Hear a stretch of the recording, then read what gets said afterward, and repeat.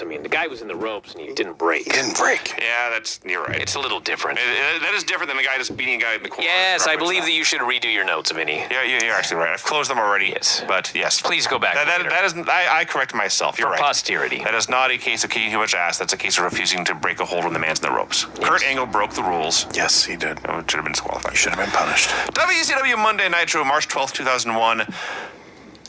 2 episodes left after this one. Mm-hmm. Now every week they've been opening with like something in progress. Yeah. Yes. Okay.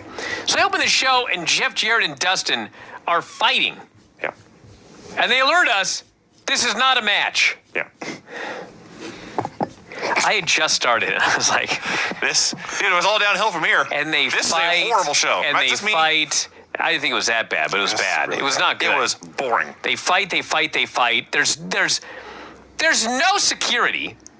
Like, your show just started, and 2 guys just started fighting and hijacking the show. Where the fuck is security? They fight and fight.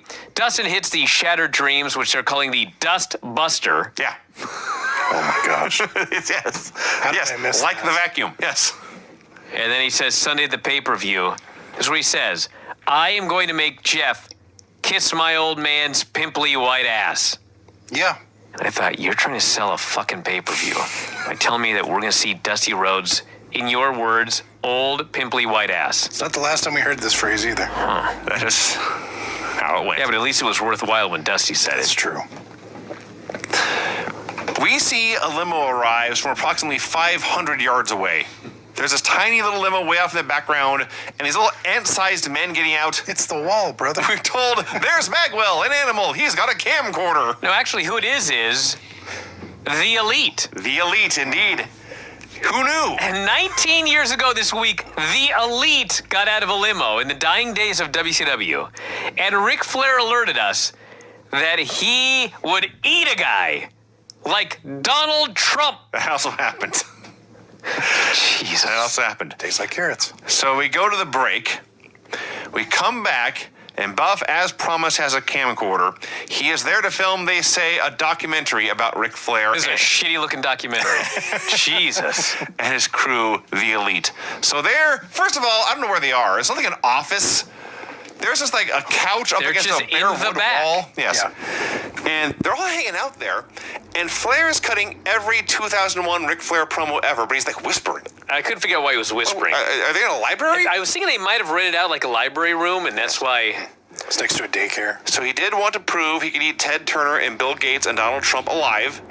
Says Hogan, Savage, Piper, all those guys who came to this company thought they could run over me. I want them to know I'm still here and they're gone.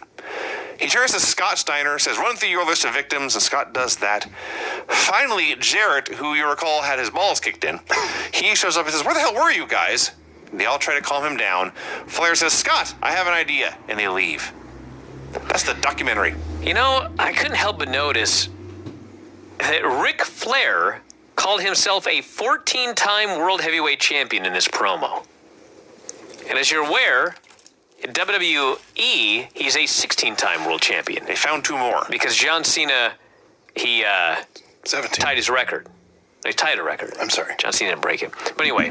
Not yet. So then I'm thinking, fuck, did he win 2 more titles somewhere that I'm not thinking of? Because the reason that WWE calls him a 16-time champion is because they just took whatever WCW was calling him. Okay. But Flair himself is calling himself a 14-time champion. 2 weeks before this thing goes on, I'm like, what the fuck is happening right here? So the only thing I can figure, and I don't know why, is that he was only counting his NWA and WCW titles.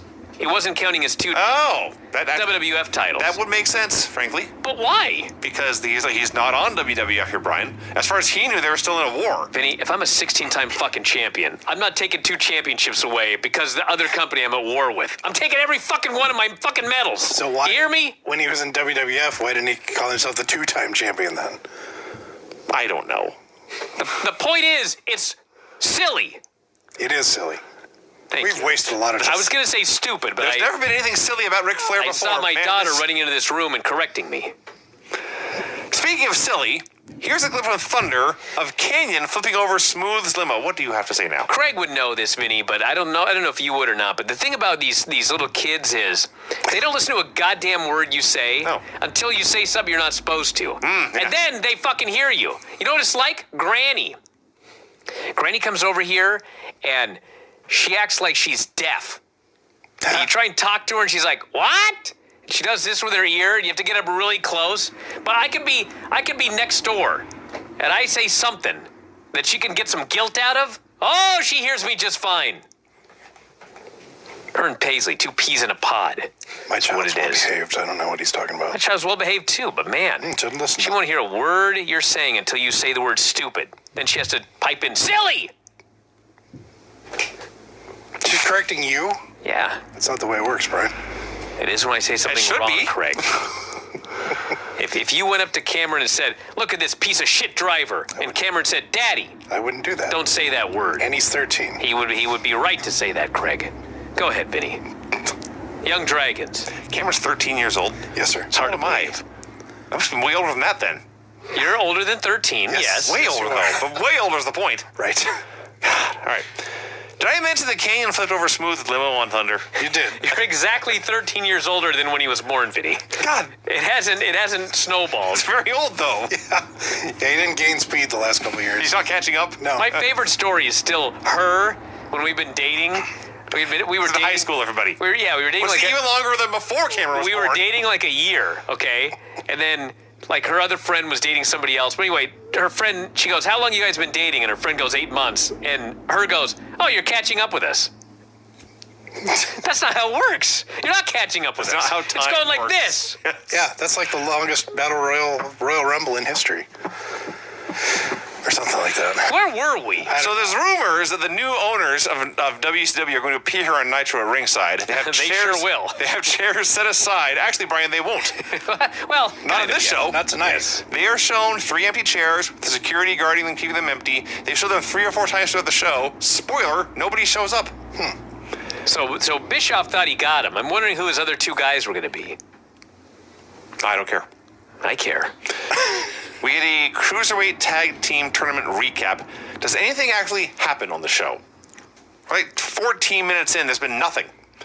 Then, It's been a documentary. all right, so then we hear from Tony Schiavone. I wrote down every word of what ensues. Tony Schiavone says, all right, hold on now.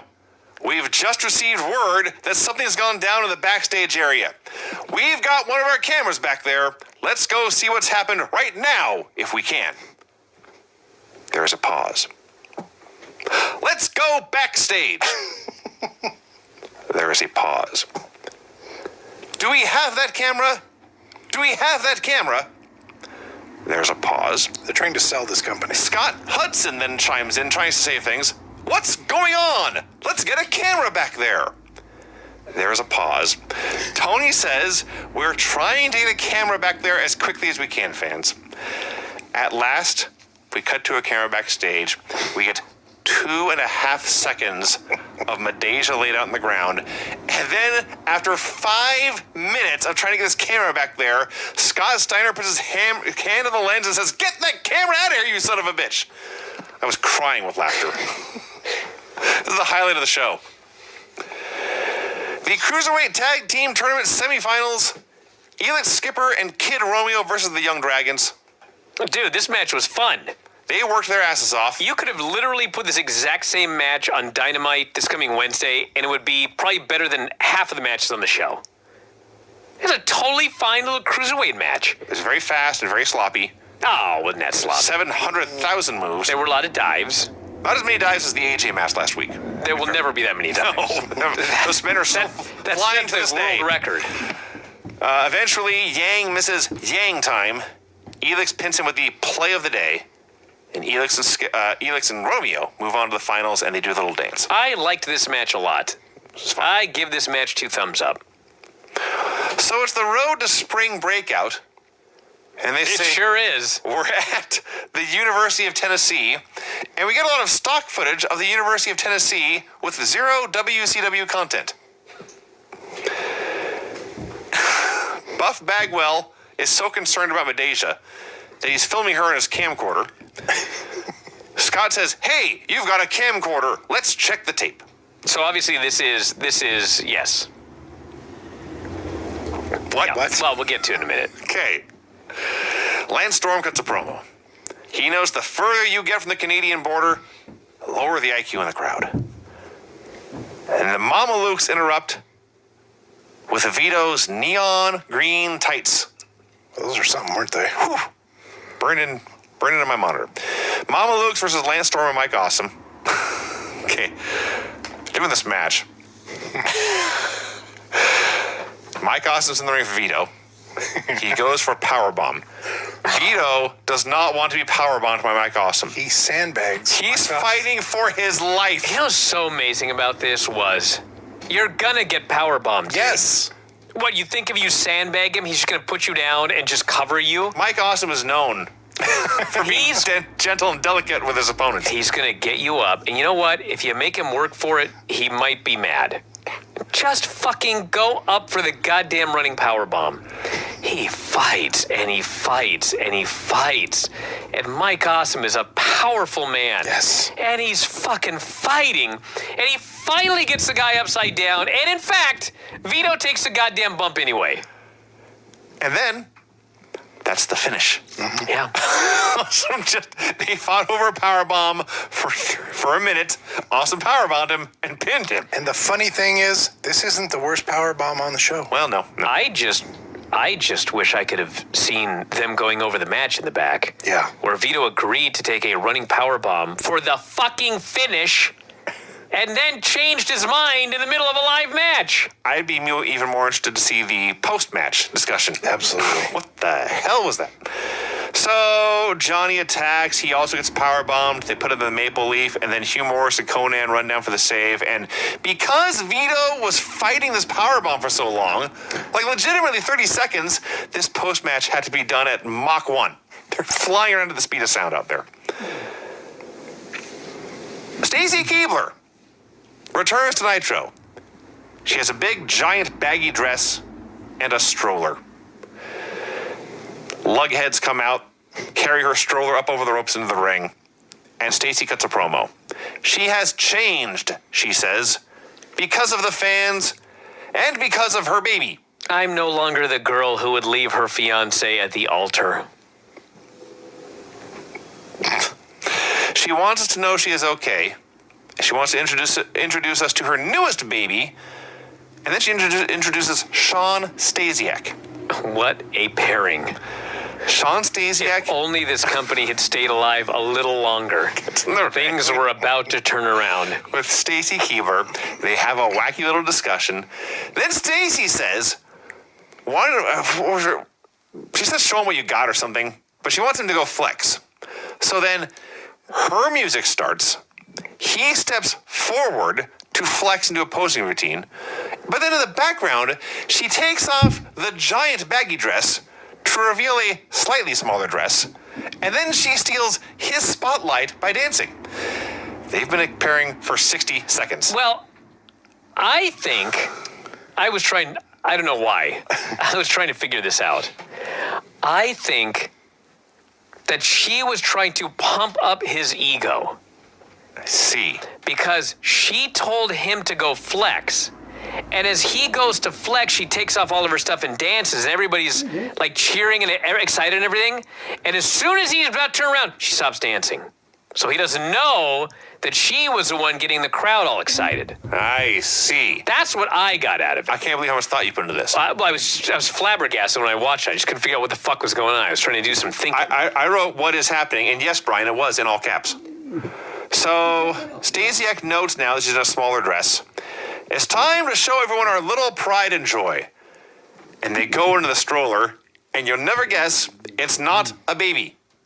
It's a stack of Sean Stasiak 8x10s. See, because she loves him. Which he then threw into the crowd. Now, the funny part about that is there was a lot of debris coming back at him from the crowd. We're not done yet. There's more to this segment. Stasiak begins to run down the fans as fat, bald, tattooed, toothless losers. Out comes Bam Bam Bigelow to defend the honor of fat, That's why bald, he came out? tattooed, Yes. I was baffled. How did He you miss said that? that. Well, I know, but I was so busy trying to figure out the Stacy thing that I ignored the promo. And then I'm like, why the fuck is Bam Bam? Is he the father?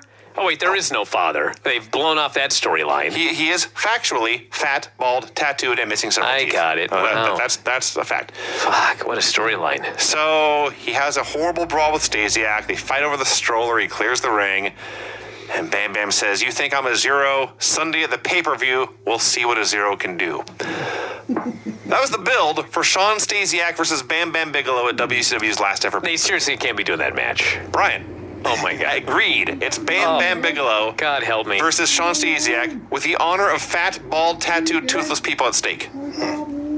Well, since we're not watching it, I got to find out if We're not watching Greed. I got to find out if Let me Bigelow make this defended clear. the honor of Let the me put fat, my foot down right now. toothless, tattooed dudes. No, he did not. He was beaten in 5 minutes and 55 seconds. Ah, sounds horrible.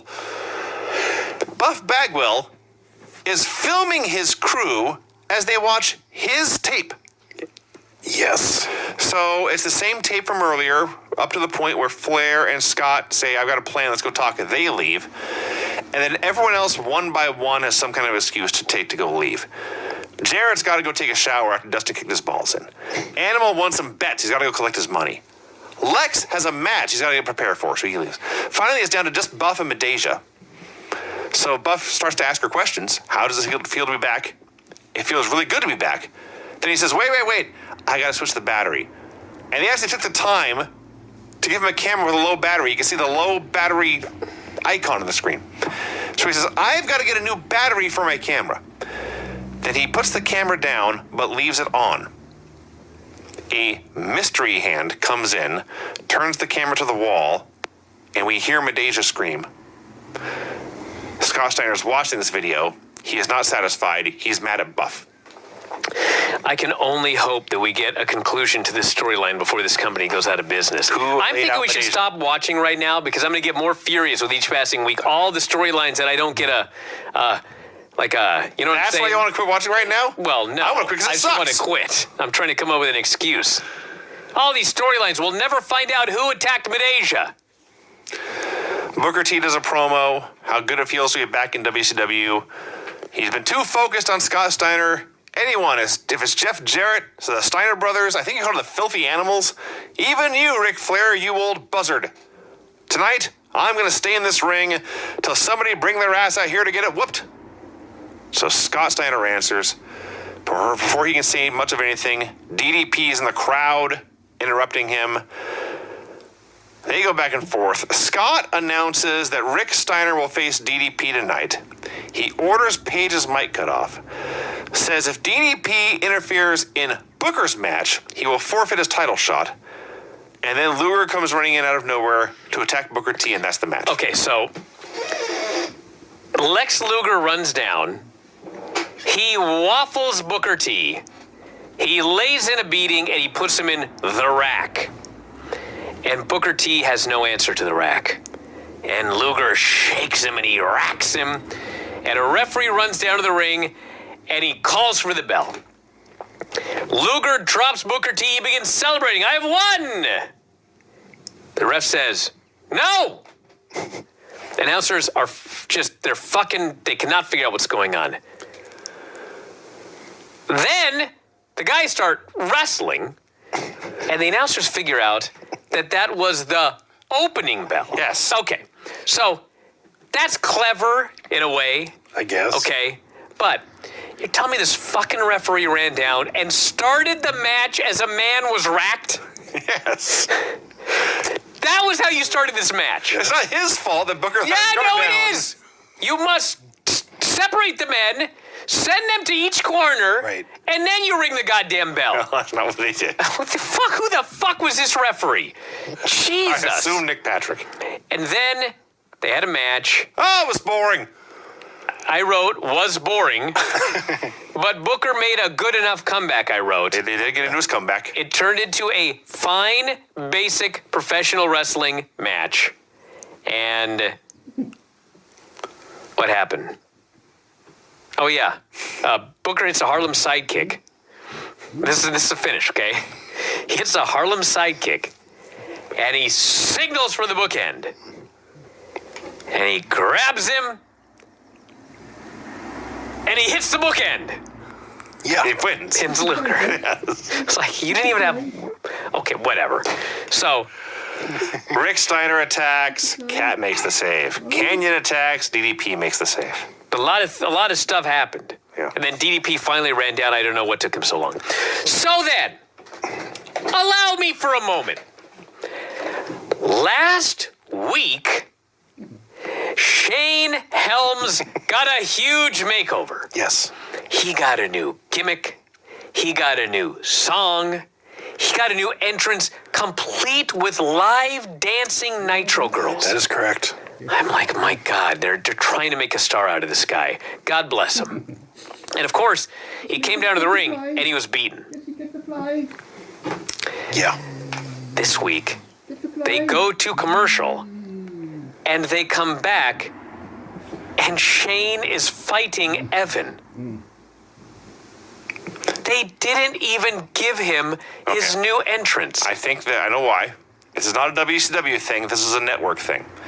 When Shane got new music, apparently, I have been told, they just took an old Dirty Bastard song and did new lyrics for it.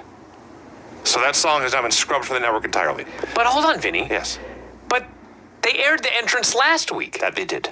This week, they decided rather than editing new music over it, we'll just cut it. So wait, he got new music? No, it's the same music he had last week. So they were lazy. Yes. I got you. Well, one way or the other, he won. Yes. So why didn't he win last week? I don't know. I hate this show. I told you this is bad. I can't. I told you this is a wait very for bad it to show. die. I did laugh that two men are using the final cut at the same time in 2001. One is The Big Show. Yes. And one is Shane Helms. Exactly. Well, eventually Helms would use the chokeslam too, so. That's true. Yeah. Yeah, Shane wins and Chavo lays him out. Disco Inferno is warming up backstage. He's doing his Hindus. I got a lot of respect for this guy. Doing Hindus, man. He's a pro. No, not just that. Yeah. So MI Smooth comes up, and Disco is supposed to face Canyon. Canyon, yes. Okay. Let's not gloss over their greeting. Smooth walks in and says, "Hey, Disco." Disco stops his Hindus, looks over and says, "Well, hey, Smooth."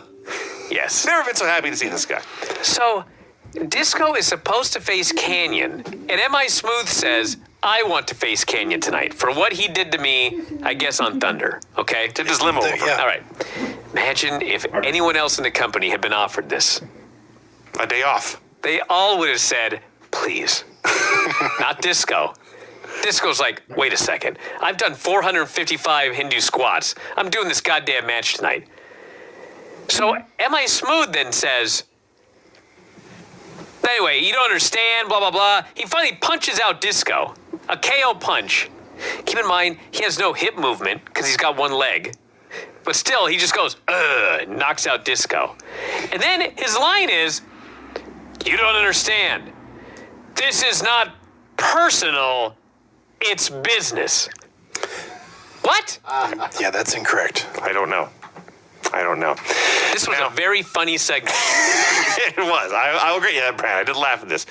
Now, before we move on, who here, by show of hands, who thought that MI Smooth was limited here, and who thought he looked just okay? I thought he looked just okay. Oh, no, he was limited. He lurched out of the room. He could barely move. Yeah, he was just... All right, that's on me. Okay. All right. Good. Then, they may have said this before, but this is the first time it really hit me. This is the go-home show for Greed. Oh, yeah. This is the end. So, we got a promo from the Rhodeses, where Dusty... Rhodeses.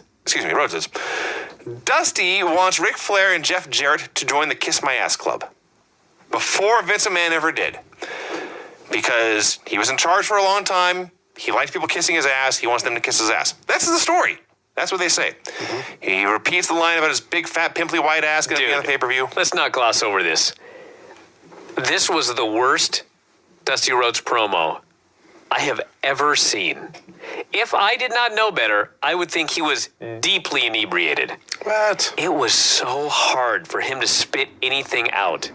But then at the end, he makes the line about how Flair's going to kiss his giant, pimply white ass. He cracks himself up That's all again. he wanted to say. Dustin just puts his head in his hands like this. I'm watching this going, that was the worst Dusty Rhodes promo I've ever seen, and it was one of the best things on this show. Yes. What does that tell you?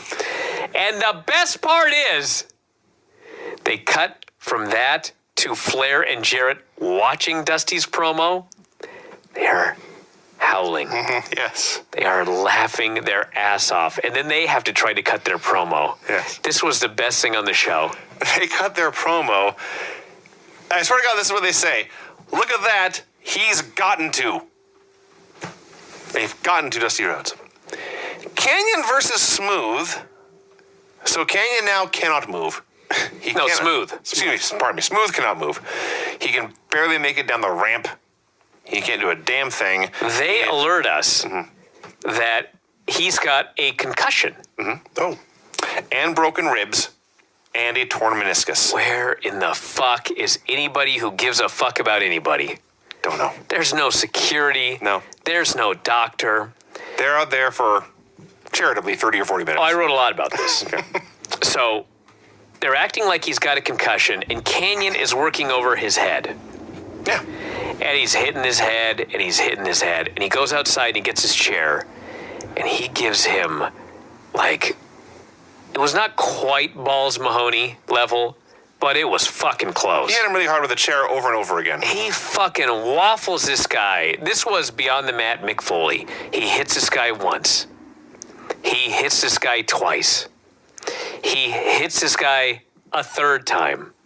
He hits this guy a fourth time. It's fucking horrible.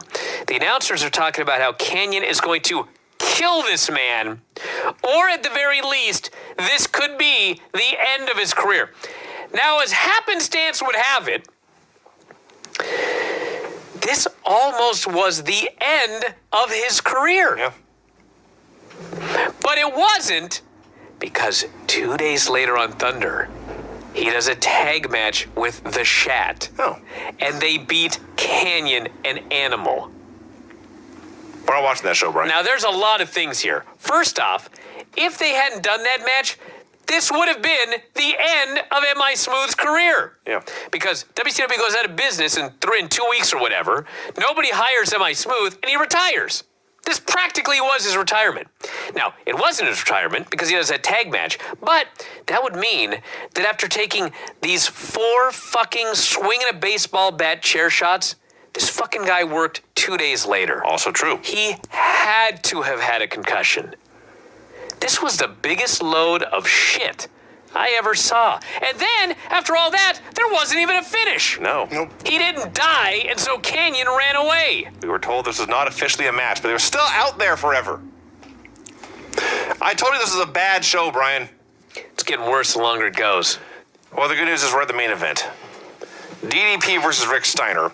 But first, Scott is there to be a shining light on the show. Please tell me you wrote all this down. His entire promo, but his entire promo was like 5 minutes, but I wrote the best part. The only thing I wrote down was Scott Steiner making a hooked on phonics joke. He did, yes. That was all I wrote, but I was just listening to him, and it got fucking crazier with each passing moment. This Sunday agreed, you're going to notice the day of that the weather's going to change. Because the pendulum on which the Earth rotates on is going to be... Pendulum on which the Earth rotates on. Yes. Okay. Is going to be at a 51-degree axis. I'm going to have the sun to my right, the dark side of the moon to my left, and I'm going to come at you with a vengeance, and I'm going to eclipse your ass. There was more, but I thought that was the best part.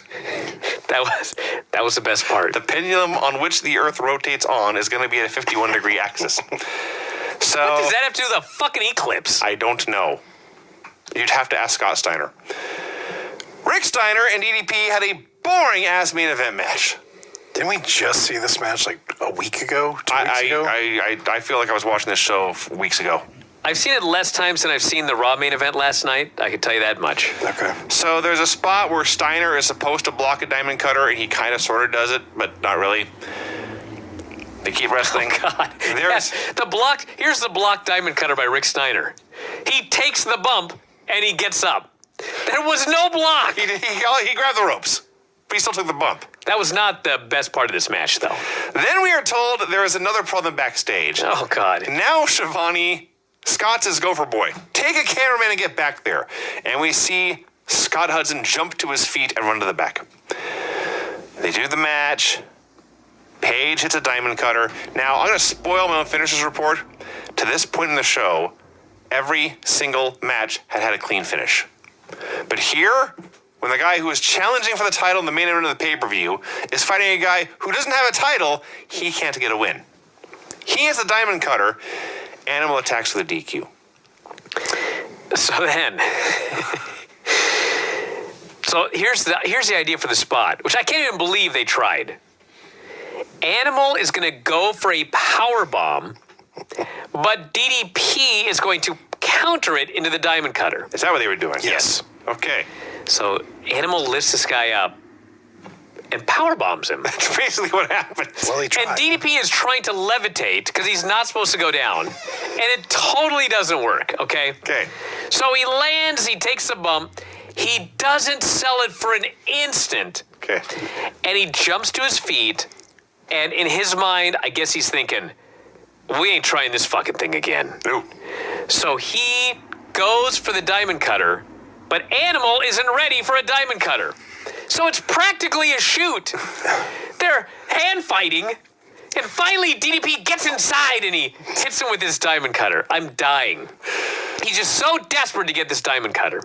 So then Bagwell runs in, Luger runs in. Who the hell else is out there? There is an army of men attacking Dallas Page right before he gets a title shot. To which Tony replies, Scott Hudson is in position. Scott, what's going on backstage? Now, before we go to Scott, Shivani made it clear there is no one else in the building. Everybody else on the show has gone home. Yeah. He literally said that. There is nobody in the building to help DDP. They cut backstage. The Cat is on a stretcher. Booker T is on a stretcher. Scott Hudson has 3 seconds to say, they've been seriously injured. We go back to the ring. They cut away. All that work to get him back there with the camera. He was on camera for 3 seconds. We go back to the ring. Page has no friends. He's beaten. He's beaten. He's beaten. He's beaten. I didn't even know how it stopped. I guess the guys just got bored and their punching arms got sore and they leave. Page fights to his feet on the ramp when Scott Steiner zooms down the ramp, lays him out with a pipe, and this horrible, awful, boring show ends. And as a reminder, by the way, the Shat was seriously injured on this show. Mm-hmm. M.I. Smooth was nearly killed. That's right. Yes. They wrestle and win on Wednesday. You gotta have a good match. Over Animal and Canyon. That sounds so horrible. Dude. Smooth and Cat versus Animal and Canyon in 2001. Do you remember, by the way, the now urban legend that WCW got good for like the last 3 months of their existence? That's a lie. We are rewatching it. This is not true. No. This sucked, I wrote. Thank God it's almost over. What's the shortest finishers report ever? This may top it. The finishes on this show were clean pin, DQ due to interference.